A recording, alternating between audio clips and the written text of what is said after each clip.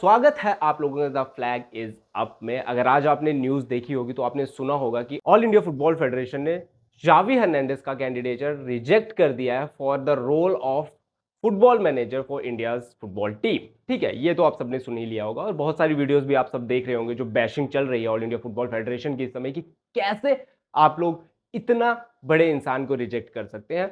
तो हम उस सब बैंडरबाजी में नहीं जाएंगे। लेट्स ट्राई टू लुक कि ऑब्जेक्टिवली इसको देखते हैं कि क्यों ऑल इंडिया फुटबॉल फेडरेशन ने इसे रिजेक्ट किया और क्या ये बताता है इंडियन फुटबॉल के बारे में। हम वो सब देखने की कोशिश करेंगे इस वीडियो में।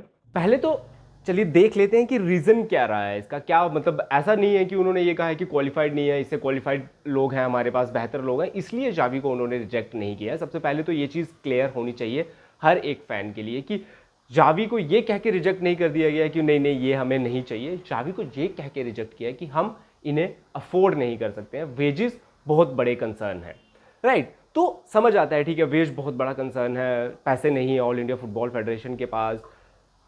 तो उससे एक और चीज क्लियर हो जाती है, जो फैंस को सपने दिखाए जा रहे हैं कि हम वर्ल्ड कप खेलेंगे, इसका मतलब वो झूठे हैं।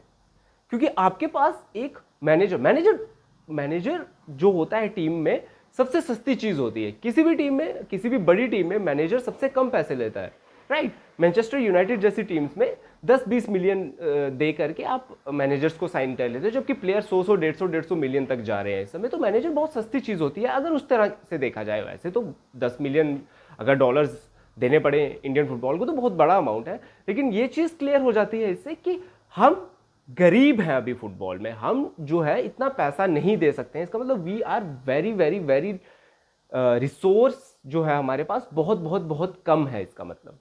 तो ये जो होप हमें बार बार दी जाती है कि हम इंप्रूव करके 2030 में, 2035 में, मतलब कभी ना कभी नियर फ्यूचर में हम फुटबॉल वर्ल्ड कप खेलेंगे, उससे हमें दूर हो जाना पड़ेगा। क्योंकि अगर हमारे पास एक मैनेजर, एक वर्ल्ड क्लास मैनेजर को हायर करने के लिए पैसे नहीं है, हम उस पर पैसे नहीं डाल सकते, इसका मतलब हम छोटी छोटी चीज़ों में कितना कॉस्ट कटिंग कर रहे होंगे। प्लेयर की फिटनेस, प्लेयर की जो ट्रेनिंग्स हो रही हैं, जो उनको रहने के लिए जगहें दी जा रही हैं, जो ग्राउंड्स पे पैसा जा रहा है, वहां पे सोचिए आप, वहां पे तो बहुत सारा पैसा लगता है। तो इसका मतलब पैसा तो उसके लिए भी हमारे पास बिल्कुल नहीं होगा। तो ये चीज बिल्कुल क्लियर है कि ऑल इंडिया फुटबॉल फेडरेशन के पास अच्छी फैसिलिटीज के लिए पैसा नहीं है।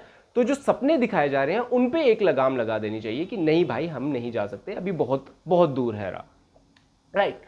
दूसरी चीज, अब अगर जावी हर्नांडेज को पैसे देके ला भी दिया जाता, तो मैं ये कहना चाह रहा हूं कि ऐसा नहीं है कि मैं ये कह रहा हूं कि जावी को लाना चाहिए था। मैं बस ये कह रहा हूं कि हमें एक मिरर देखने को मिल गया, एज अ फुटबॉल फैन हमें देखने को मिल गया कि नहीं भाई, हमारी अभी औकात नहीं हुई है जावी हर्नांडेज को खरीदने की या उस तरह की बड़ी फैसिलिटीज को लाने की अपनी फुटबॉल में। तो हमें उनसे एक्सपेक्टेशंस भी उतनी ही रखनी चाहिए। हमें प्लेयर से इतनी एक्सपेक्टेशंस नहीं करनी चाहिए कि वो हमें अब सीधा वर्ल्ड कप में ही क्वालिफाई करवा देंगे। जिस तरह से टीम खेल रही है, इसका मतलब उनके पास भी रिसोर्सेज की कमी है।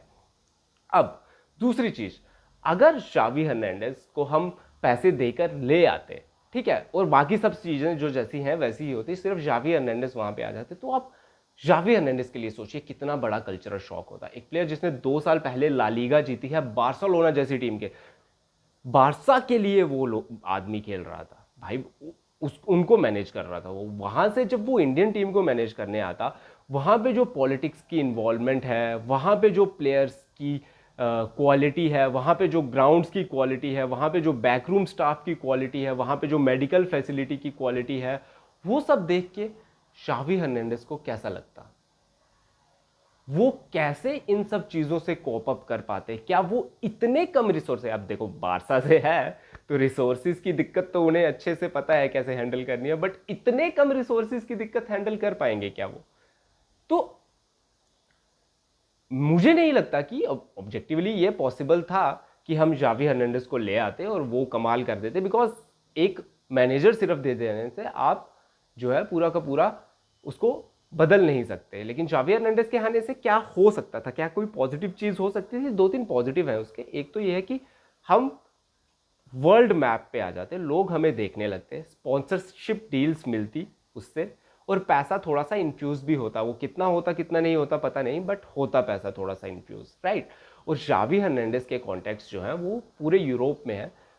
तो हमारे इंडियन प्लेयर्स को उन टीम्स में जहां पे वो खेल पाए, वहां पे जावी हर्नांडेज ले जा पाते शायद। तो ये एक दो पॉइंट है जहाँ पे बेनिफिट हो सकता है, बट काफ़ी बड़ी स्पेकुलेशन है मेरे बिहाफ पे, तो मैं ये नहीं कहूँगा कि हमने कुछ मिस कर दिया। बट जो भी लोग इस समय ये कह रहे हैं कि ऑल इंडिया फुटबॉल फेडरेशन कितना बेवकूफ़ है, कैसे रिजेक्ट कर दिया, तो बेसिकली ये रिजेक्शन नहीं है, इट्स सिचुएशन जहां हम किसी चीज़ को खरीद नहीं पा रहे हैं, रेदर देन हम उस चीज़ को खरीद नहीं रहे हैं। ये दो एक अलग अलग सिनेरियोज होते हैं, तो इसलिए हमें ऑल इंडिया फुटबॉल फेडरेशन बहुत खराब है भाई, बहुत बेकार ऑर्गेनाइजेशन है। लेकिन ऐसा मतलब सिर्फ व्यूज़ के लिए और सिर्फ आई वॉल्स के लिए ऐसे उनको गाली दे के कुछ फ़ायदा नहीं है, कुछ अच्छी चीज़ नहीं है वो। तो इसलिए मैंने सोचा कि आई ट्राई टू एक्सप्लेन कि क्या रीजंस थे इसके पीछे, क्यों जावी हर्नांडेज को नहीं लाया गया।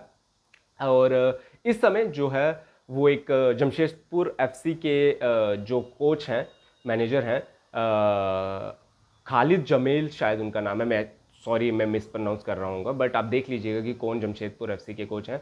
वो इस टाइम पे टॉप पे है रेस में। उसके बाद स्टेफन टार्कोविच हैं और स्टेफन कॉन्स्टेंटाइन करके दो लोग हैं, ये भी अच्छे खासे मैनेजर प्रूव हो सकते हैं, but not as good as Xavi Hernandez of course.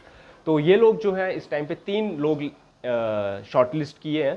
तो लेट्स सी कि ऑल इंडिया फुटबॉल फेडरेशन की एग्जीक्यूटिव काउंसिल किसको लाती है। मेरा इस पे कोई ओपिनियन नहीं है कि किसको लाना चाहिए, बिकॉज मैं इन तीनों को ही नहीं जानता हूं कि उन्होंने फुटबॉलिंग करियर में क्या अचीव किया है खुद से। आपकी क्या राय है इस पूरे मुद्दे पे, प्लीज़ बताइए एंड शेयर कीजिए अपने दोस्तों के साथ एंड देखते रहिए द फ्लैग इज अप।